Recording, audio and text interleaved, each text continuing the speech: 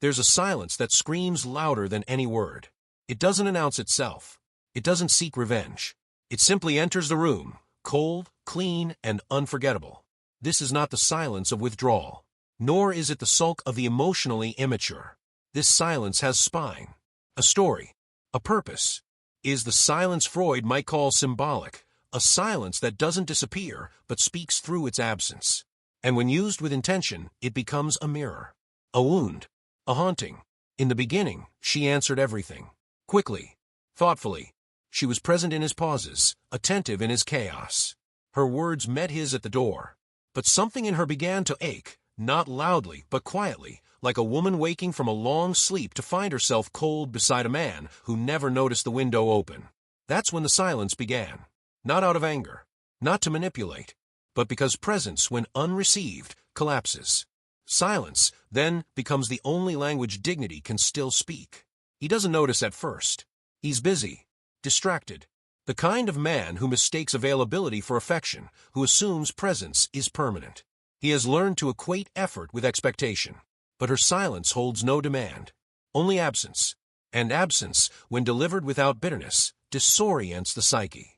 Freud said that the unconscious does not understand negation, it only understands presence and intensity. So when she disappears without explanation, his unconscious scrambles. The story has no ending, no closure, only a hole where her response used to be. This is not ghosting. Ghosting is cowardice. Her silence is alive. It's not escape. It's containment, a quiet reclamation of space. At night, he checks his phone more often. Not because she always used to write, but because something feels off. The rhythm between them is broken. He rereads her last message. It was kind, warm. She didn't say goodbye. She just stopped saying anything. This is where it starts to ache.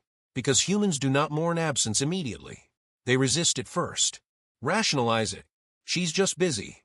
She'll come around. She's being dramatic. But her silence holds no drama. It holds weight, precision. It's surgical.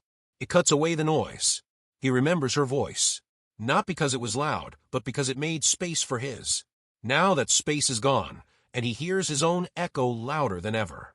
Silence, when paired with genuine self-respect, becomes a psychic rupture. Freud believed unresolved relational wounds would return through repetition compulsion, the unconscious drive to recreate early emotional injuries in the hope of healing them. Her silence has touched one of his. He doesn't tell anyone, doesn't ask friends what to do. He internalizes it, tries to forget her, can't, because it's not just her he's missing. It's the version of himself he was becoming in her presence, softer, more awake. She gave him emotional air, and now he is choking on its removal. In therapy, Freud would have listened to this silence, not as absence, but as material. He would have asked, what are you hearing in the silence? What fears are rising? What memory does this remind you of? For him, it reminds him of being 12, sitting at the edge of his parents' fight, not understanding why love sounded so much like threat. Why silence followed slammed doors? Why no one ever came back to explain what happened? Why love vanished mid-sentence? She is not punishing him. But the wound he projects onto her silence is real. And it is bleeding. He starts watching her online. Quietly.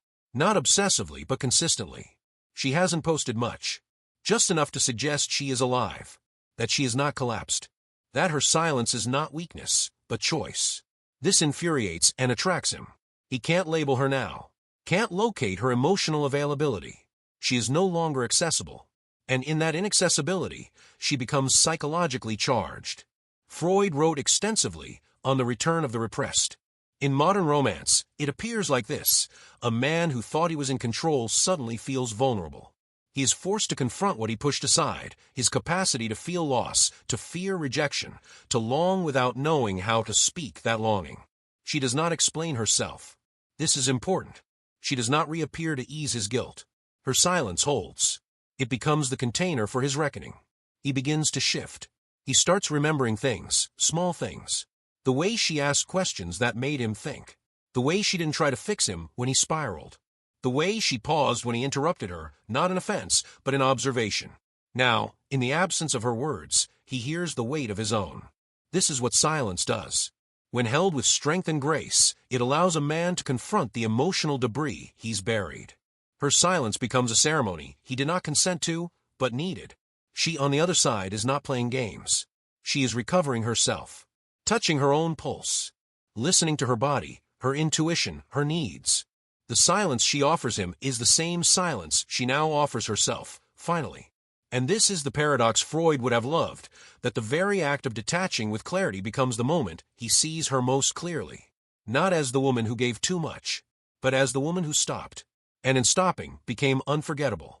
There is a moment, subtle, nearly imperceptible, when silence stops being absence and starts becoming loss. The mind doesn't recognize it at first.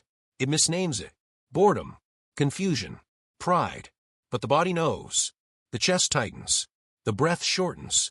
Something inside shifts from waiting to grieving. This is the burn of psychic silence, not the silence of disinterest, but of impact. The kind that doesn't vanish into thin air, but settles into the fabric of memory. Freud would call it a form of transference rupture. When a relational figure suddenly disappears, the psyche cannot categorize it. It searches for a way to make meaning.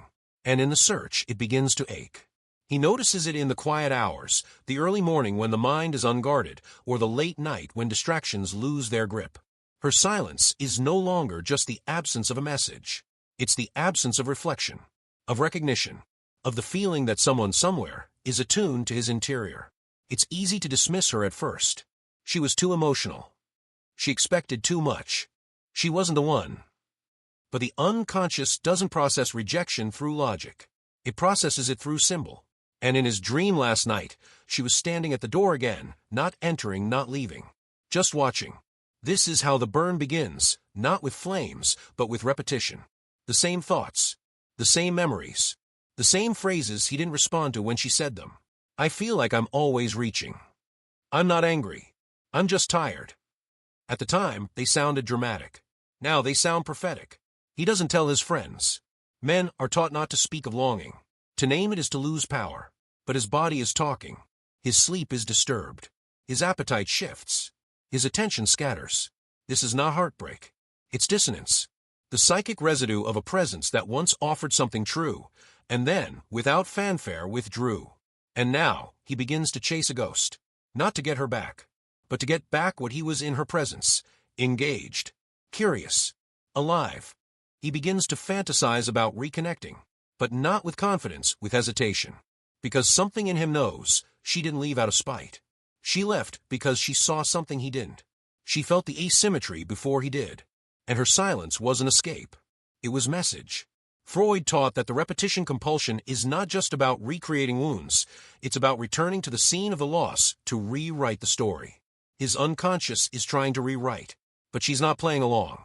She's not re-engaging. And that refusal becomes the burn. The burn doesn't escalate. It deepens. It's quiet, like a bruise forming under the skin. He sees her in places they never went together. He hears her voice when he reads certain phrases. He feels her gaze when another woman laughs too loud at his jokes. It's not her he misses, it's the mirror she held. And without that mirror, he's back in the dark with himself. This is the cruelty and the gift of her silence. It has forced him to encounter his own emotional vacancy, his avoidance, his fear of closeness. Because while she was there, he never truly arrived. He flirted with intimacy like a boy testing the heat of water. Never diving, always hovering. She stopped hovering. She walked, not because she didn't care, but because caring alone isn't enough. Not when care is met with avoidance. Now, in the echo of her departure, he hears his own noise. The excuses, the diversions, the moments he turned away just when it was getting real. And that's when the burn begins to teach. Freud would say the symptom is the message. The anxiety, the intrusive thoughts, the subtle shifts in behavior, they are signals of something rising from the unconscious, something repressed, a memory, a fear, a truth. He remembers being 5, crying at the dinner table while his father ignored him, his mother whispering, "Don't make a scene." He remembers how silence became punishment, how absence became shame. She has touched that boy, not intentionally, but deeply. And now, the adult man mourns something he cannot name. Not her, not exactly, but the version of love she offered, quiet, real, requiring presence. In the weeks that follow, he reaches out once.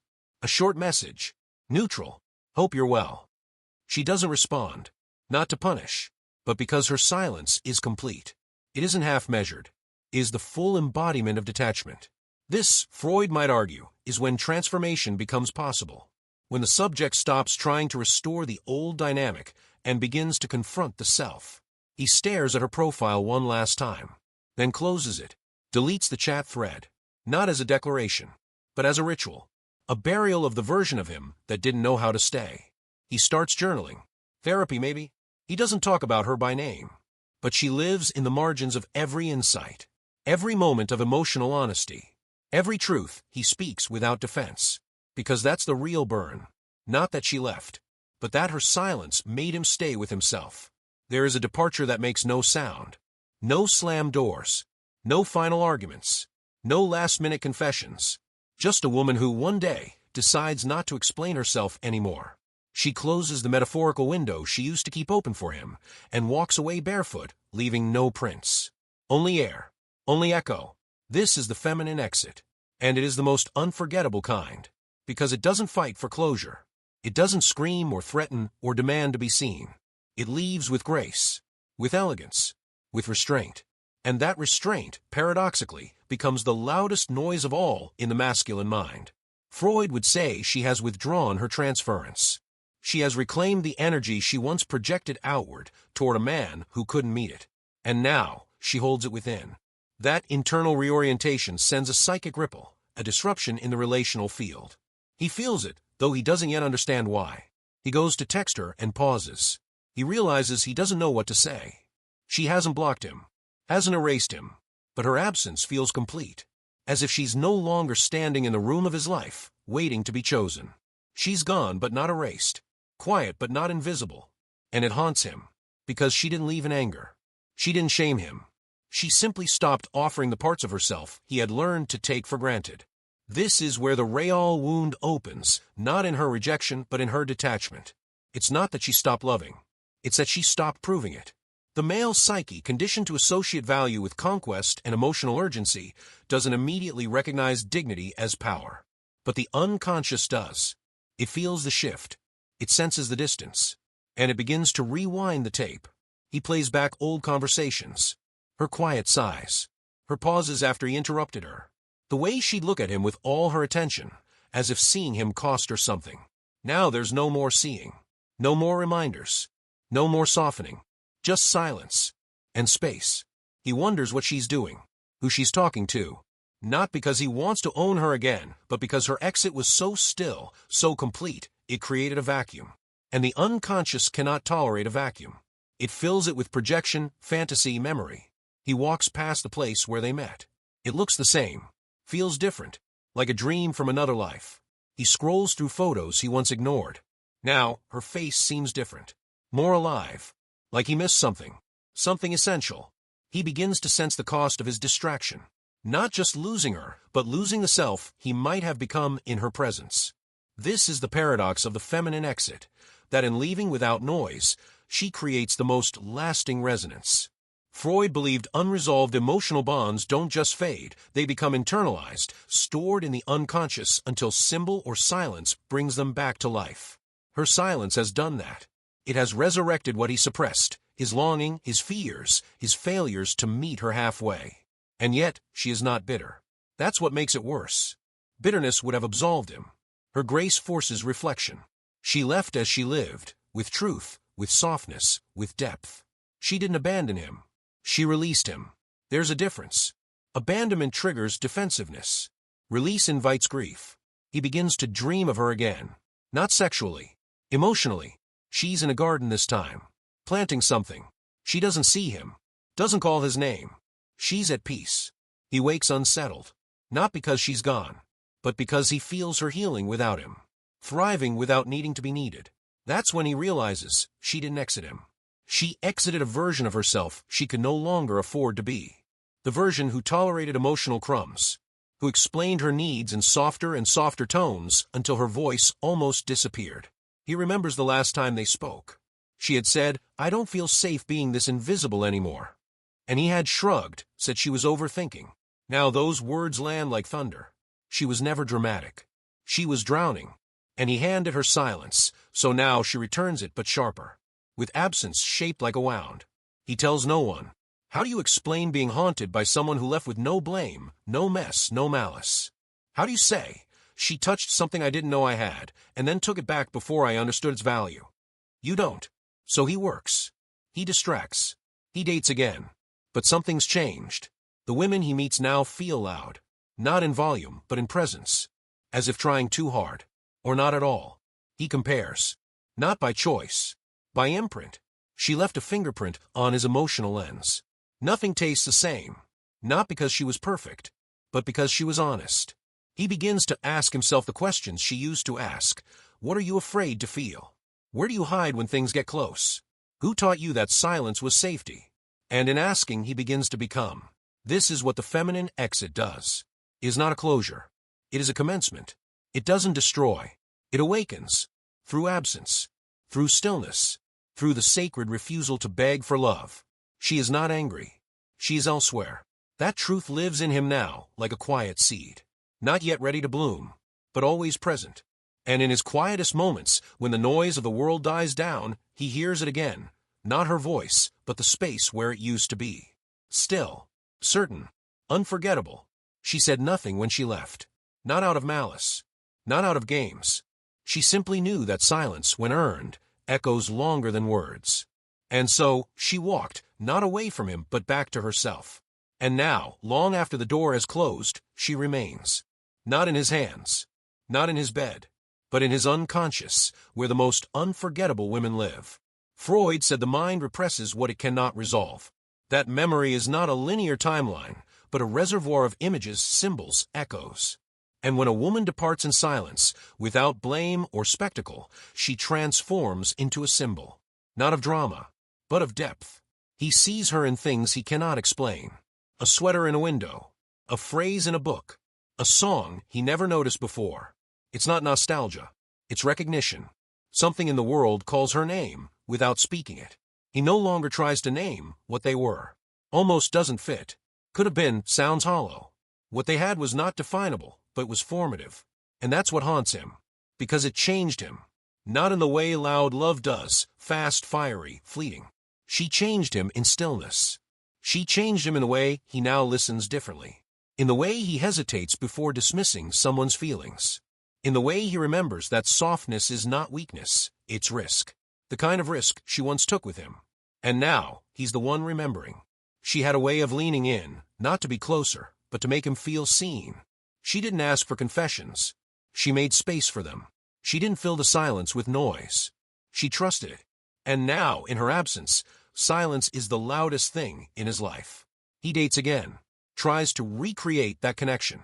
But no one mirrors him the way she did. No one pauses with him. No one sees the fracture beneath the strength. And maybe that's the wound. Not that she's gone, but that she stayed long enough for him to know the difference. Long enough for him to realize what presence feels like when it's real. Freud called this the return of the repressed. But what returns isn't just memory. It's longing. A longing not for her body, or even her company, but for who he almost became in her presence. He starts to journal. Not about her. About himself. About the boy he was when he met her. About the defenses he wore like armor. About the way she looked at him like she already knew the parts he was hiding. She wasn't perfect. He remembers that. But she was present. And that kind of presence, the kind that doesn't chase or collapse, is the rarest thing. And now it's gone. He dreams of her again. She doesn't speak in the dream. Just watches. Her hair is longer. Her hands are dirty from gardening. She looks peaceful. He wants to go to her, but his legs won't move. The dream ends there. He wakes up aching.